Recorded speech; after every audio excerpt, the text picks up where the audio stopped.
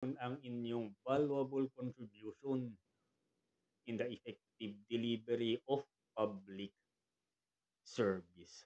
No? So, this is now your opportunity to once again take the exam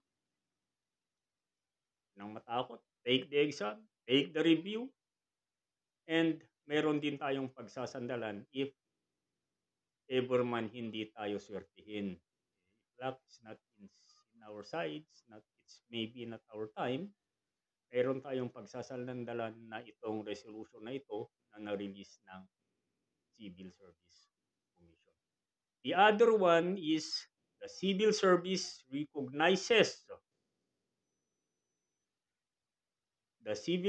recognizes the fact that there are career service employees with first level eligibility in government agencies who have acquired on-site and relevant competence in the job but cannot advance to second level positions for lack of second level eligibility.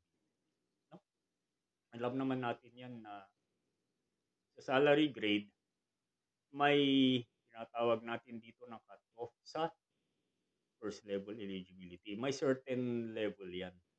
And coming into the second level positions, supervisory positions naman ito. And considering the fact na marami nasa civil service na may first level eligibility, matagal na sila sa position na yan. They have acquired the necessary experience. They have acquired the necessary requirements. Ihasa na sila sa field nila. The only kulang lang dyan is